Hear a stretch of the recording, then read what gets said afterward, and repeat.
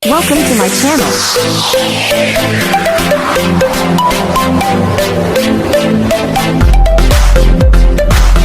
Wow, Kalingap Edo, may binisita. Sino? So, alamin po natin sa video na ito, mga kasukay, mga Kalingap. Kumusta po kayo? So, eto, panuorin po natin. Butit, nakita kita, wala nang signal dito. Ang bihira. Buti na lang talaga nagkataon. Kasi ang tagal na ng chat ko kanina pang umaga. Ha?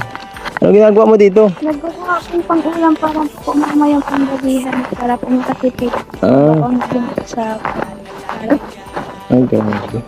Ano mo talaga? Sipag mo talaga, Arjun. Grabe. So, yan nga mga kasukay, mga Kalingap. Muling binisita ni Kalingap Edo itong si Arjen, no?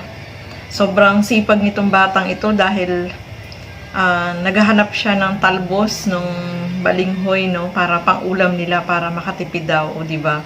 So napakasipag niyang bata, no, mga kasukay, mga Kalingap, at nakakatuwa siya, no, dahil talagang nagsusumikap siya para meron silang pang-ulam at syempre para makatipid din po sa kanilang ulam, no.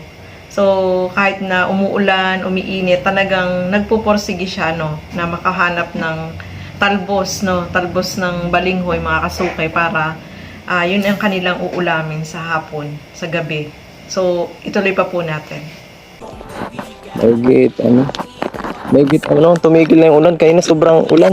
kaya nga po, para Nakakaputi ka pa pati, oh. Kanina siguro naabutan ka pa ng ulan. Kakukuha niyan. So yan nga mga kasukay, mga Kalingap, muling binisita ni Kalingap Edo itong si Arjen, no. Sobrang sipag nitong batang ito dahil naghahanap siya ng talbos nung balinghoy, no, para pang-ulam nila para makatipid daw, o di ba?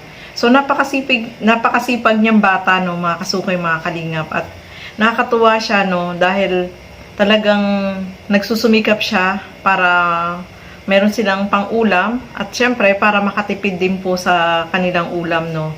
So kahit na umuulan, umiinit, talagang nagpuporsige siya, no, na makahanap ng talbos, no, talbos ng balinghoy, mga kasukay, para yun ang kanilang uulamin sa hapon, sa gabi. So ituloy pa po natin. Kaya na rin dito, ano. Ito. Ang cute ng bahay niya. Ito po, bahay daw nila. Nakikita si Arjen. Dito. wala po dito ng dalil at saka po lolo. Tapos yung mga pamangkin ko dito lang din po kami.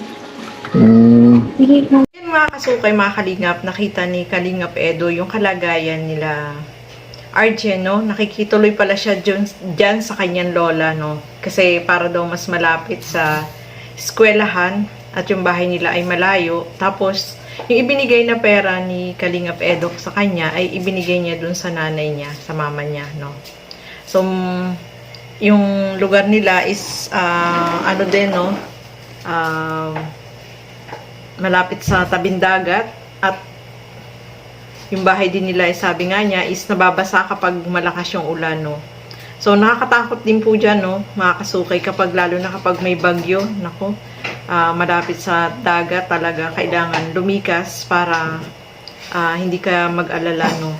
At meron pa rin pala mga kasama ng mga apo itong lola niya at lolo, na yung lola niya yung nag-aalaga, no, mga kasukay, mga Kalingap. At eto nga, ano sila dyan, tulong-tulong, no. Etong si Arjen yung pinaka malaki at siya yung tumutulong sa kanyang lola, no.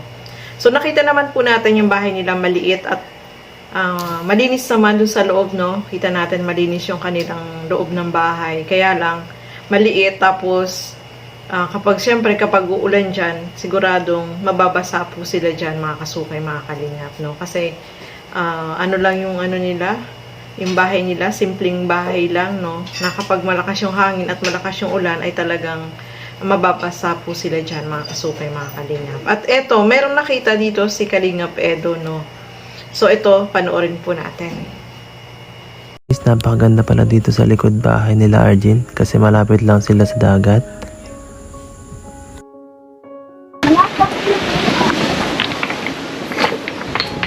Ha?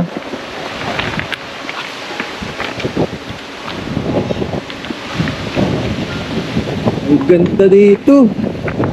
Parang gusto ko maligo.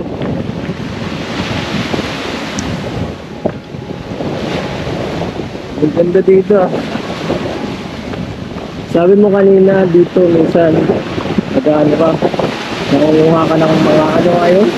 Tuktukin po mga... Ano yun? Ano din po yung pang-ulam. Pangulam. Tapos, binibenta po namin.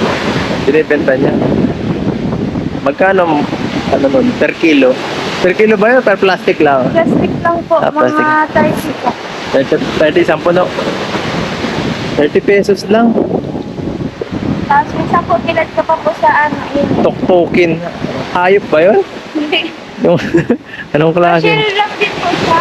Para siyang alupihan dagat. Hindi mo. Hindi, para siyang ano, parang hipon na ano, basta. Hindi ko alam yun, makikita rin natin yun baka sa susunod pag nagkuha ka. Wala po nga ng ano. So, ayan mga kasukay, mga kalingap, napakaganda nung lugar doon sa kanila, no? Doon sa likod bahay nila, yung tabing dagat. Kahit si Kalingap Edo ay namangha dito sa kanyang nakita, no? Napakaganda nung lugar. At yung dagat, no? Ang gandang tingnan. Nakaka-relax po mga kasukay, mga kalingap. At isa pa rin palang ginagawa nitong si Arjen ay nagmunguha ng tuktukin. Parang ano yun, shell, no? Mga kasukay, mga kalingap. Parang shell yung kinukuha niya na binebenta para meron silang siguro yung pinagbentahan nun is pambaon nila, no, di ba? Sobrang madiskarte itong si RJ, no, mga kasukay, mga kalingap. Talagang mapapahanga ka sa kanya, sa kanyang kasipagan, no, at talagang hindi niya alintana yung init, no. Lalo na yung pangunguha ng bulaklak ng balinghoy, napakainit po doon sa pinupuntahan nila, tapos masusukal pa yung daanan, di ba? Napaka-delikado din yun, mga kasukay, kasi mamaya baka may ahas, di ba? So, talagang mapapabilib ka dito sa batang ito dahil talagang naghahanap buhay siya, no, para mayroong pambaon. Siyempre, siguro kasama na din yung mga pambili-bili ng mga ulam, di ba? So, napaka, ano talaga, deserve po talaga na matulungan nitong si Arjen, mga kasukay, mga kalingap. At kahit si Kalingap Edo ay talagang napapahanga din sa kanya, no. So, ayan, hanggang dito na lamang po muna. Maraming salamat po sa inyong panonood at lagi po natin suportahan Bal Santos Matubang, Kalingap Rob at Edna Vlogs.